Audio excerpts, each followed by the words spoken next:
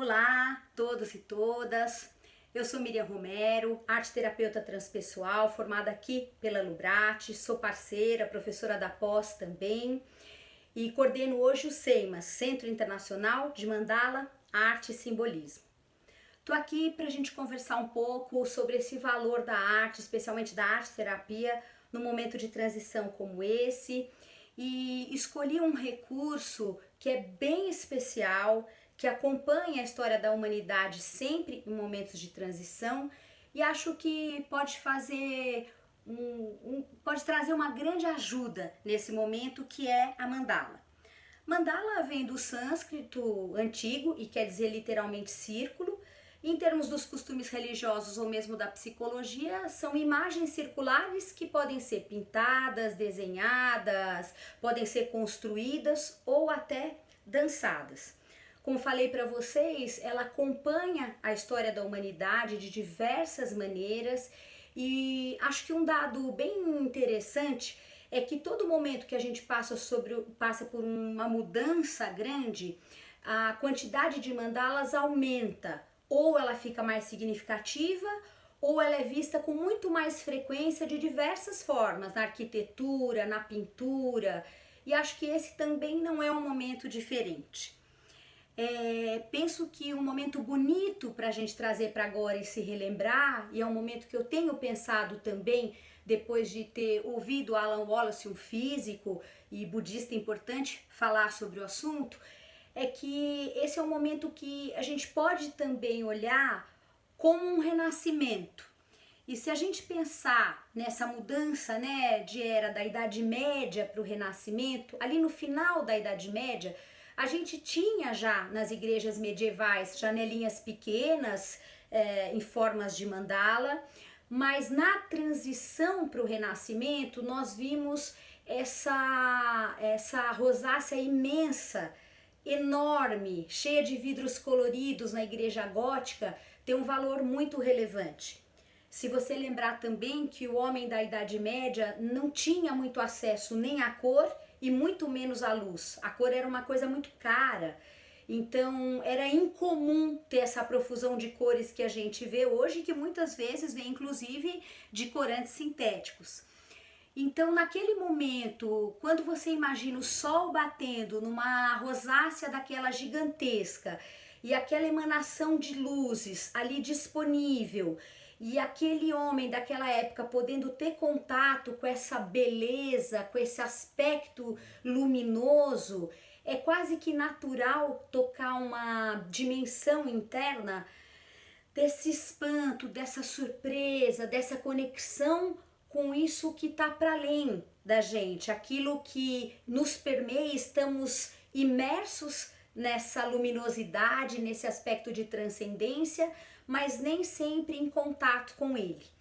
Lógico que dando um salto enorme, a gente passa pela Primeira Guerra e o Jung faz a sua primeira mandala, passa pela Segunda e a gente tem uma profusão de mandalas também dentro da psicologia.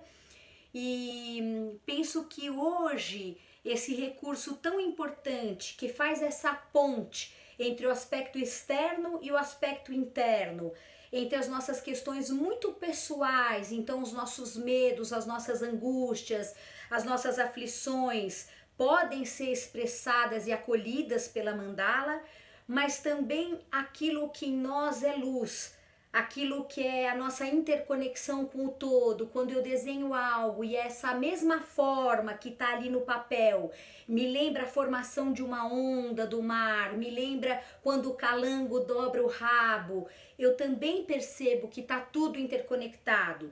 Quando eu posso fazer no desenho e sem querer, eu não estou pensando nisso, mas quando eu contemplo uma imagem e junto com uma emoção mais difícil, eu também reconheço um aspecto luminoso presente, eu vou trabalhando de forma muito espontânea a minha integração entre sombra e luz, fazendo essa ponte.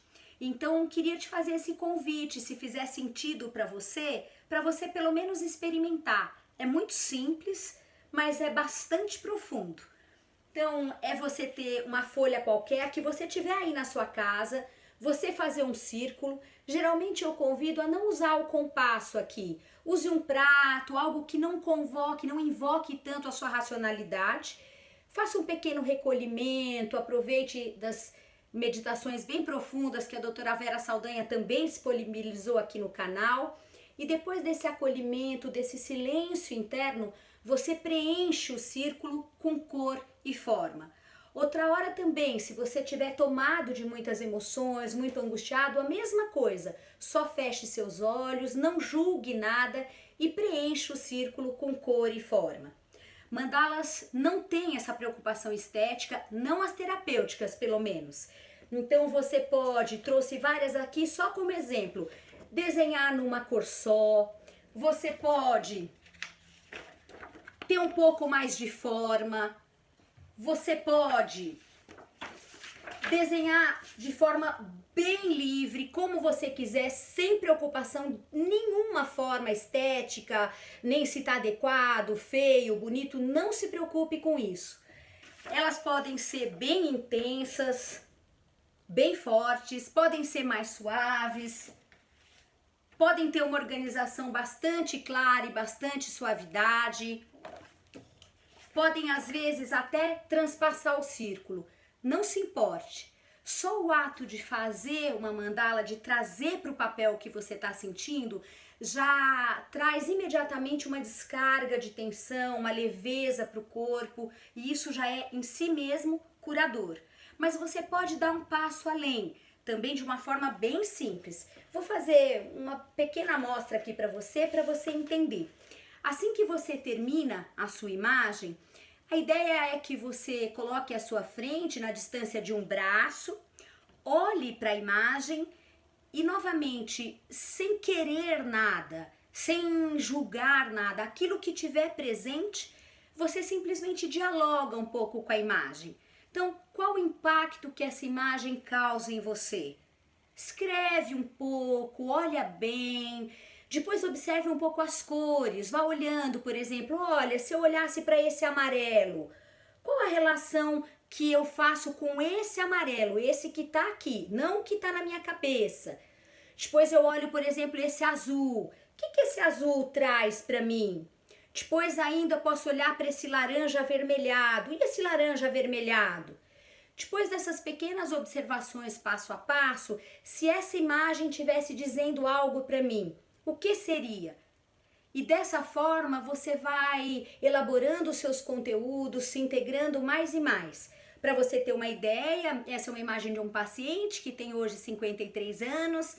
Ele me dizia que era bastante quente, que o impacto que ela causava era forte para ele, que não é muito dado a cores intensas e quentes, que ele reconhecia nitidamente nessa região muita raiva, uma pessoa que viveu uma situação bastante desafiadora, mas que tinha algo para ele muito importante, que ele percebia que mesmo com toda essa raiva, isso não estava desorganizando o centramento dele, que esse amarelo dava uma sensação que por mais que a raiva seja intensa, ela ainda está inserida, ela não ultrapassa o que ele chamou de uma luz interna, de uma capacidade de pensar sobre, de clarear. Não sou tomado pela raiva. Eu sinto muita raiva, mas eu não estou perdendo meu próprio centro, a minha observação da vida. Estou sentindo, o que é muito relevante. Não estou pulando essa fase.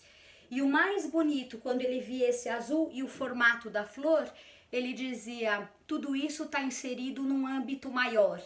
Ainda não compreendi qual o sentido dessa experiência na minha vida, mas olhando para a imagem, pensando numa flor, eu me lembro que deve ter algum sentido. Então, se faz sentido para você, experimente, tente e ajude o seu ser interno também a fazer essa mudança de forma mais inteira. Assim, com certeza, todos nós vamos sair desse período mais fortalecidos, mais capacitados e, se a vida nos permitir, num estado um pouco mais elevado de consciência. Um grande abraço e até!